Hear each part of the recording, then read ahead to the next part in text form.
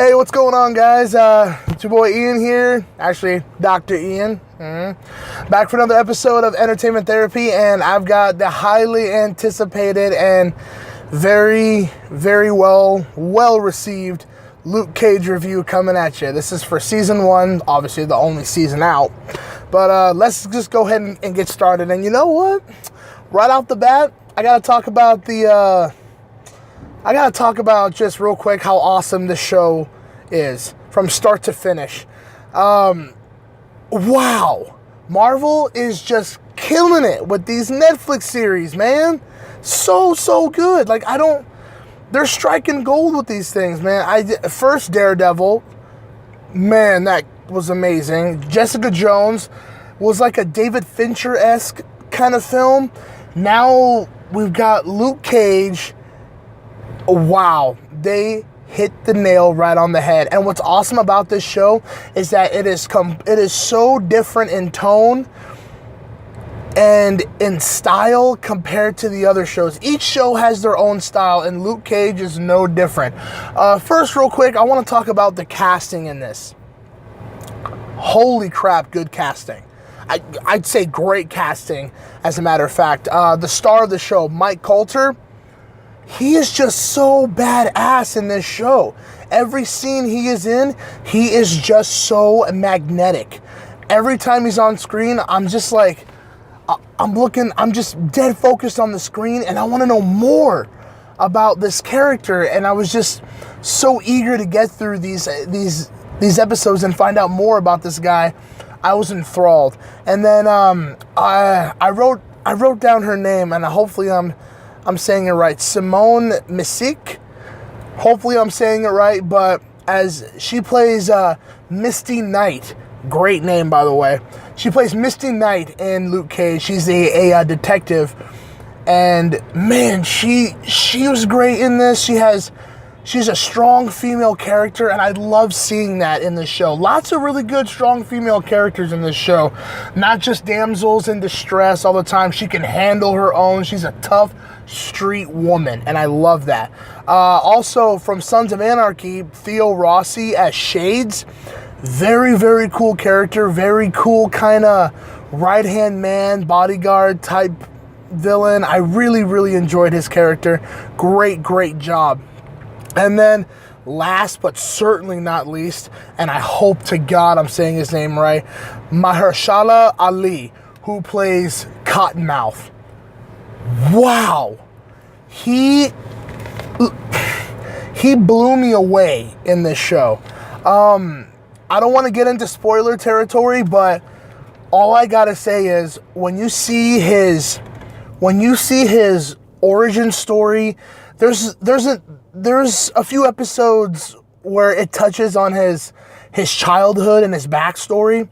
Incredible stuff, and you really actually, and he's the villain in the show, and you really feel for him, and you understand his upbringing. You know he's doing wrong things, but because of his upbringing, it's almost like you can't blame him for the choices that he's made because he was pushed into this life. But I'll leave that to you guys to watch. It's really incredible. Really incredible and strong acting from the entire cast. Just great stuff. And then, of course, the story itself. Basically, Luke Cage is trying to, these days, if you watched Jessica Jones, there's some spoilers here and there, but Luke is basically on the run. He's basically a fugitive, and he's trying to lay low. He has some odd jobs, and he's basically trying to lay low and just have a normal life. He doesn't want to be a hero, but there's a character by the name of Pops who's kind of his mentor and keeps trying to push him into being a superhero. He wants him to use his abilities for good.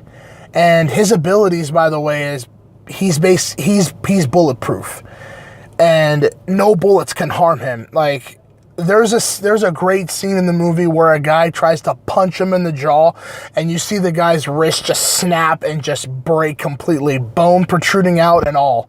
It's pretty awesome stuff.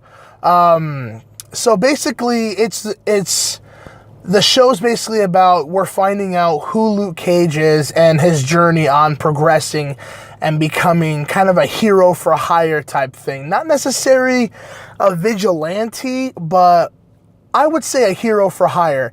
He takes out, drug rings. He takes out the bad guys without killing them. But he does do some pretty good damage to them, but he doesn't kill, though. He never crosses that line. Kind of like Daredevil and whatnot. He doesn't cross that line. He doesn't want to kill. Honestly, I also have to mention real quick the music in this. The music in this is absolutely incredible.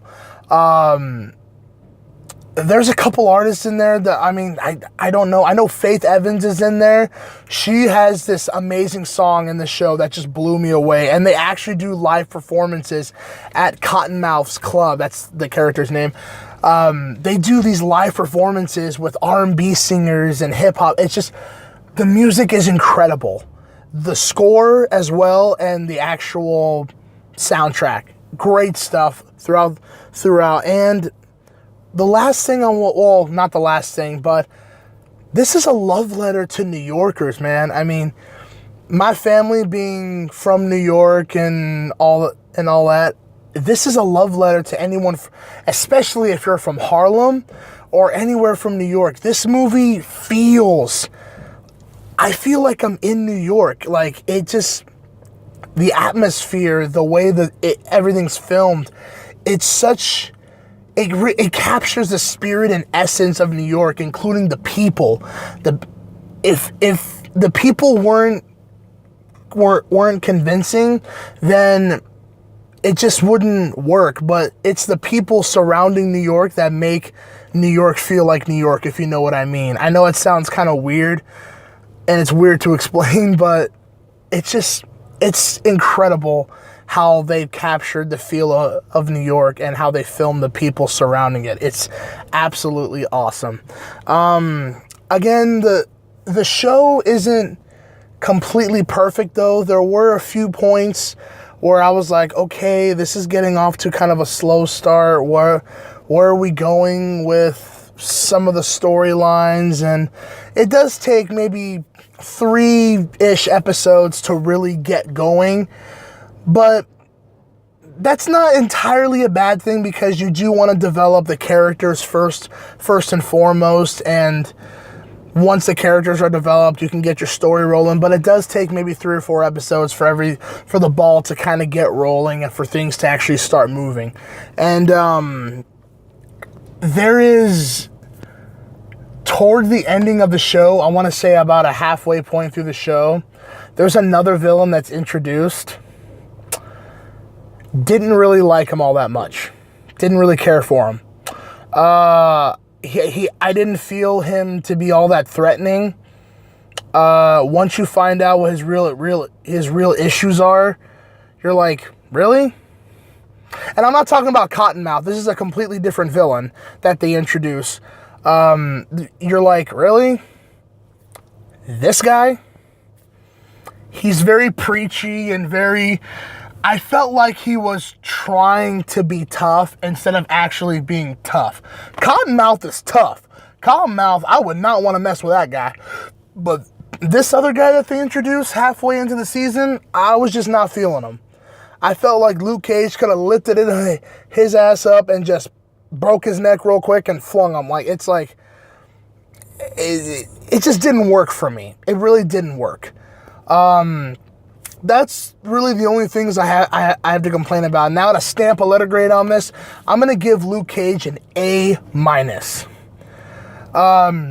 Again, it has a bit of a slow start, but it builds to a really good story. Most of the villains in there, there's actually about like 3 villains in there. Most of the villains are very well developed and do a great job with making Luke Cage's life a living hell at times. And I gotta say, excuse me, The acting is absolutely incredible. That is actually one of my favorite parts about this, is just watching the characters interact with each other and how the story progressed, and learning more about Luke Cage's past, which is a very, very interesting and great tale that the show tells. So that's all I have for you guys today. Please make sure to like and subscribe to my channel and share it around with people. And if you want to, maybe leave a comment down below. Let me know how I'm doing. Once again, guys, thank you guys so much for watching my videos. You guys are the best, as always. And this is Ian, signing off.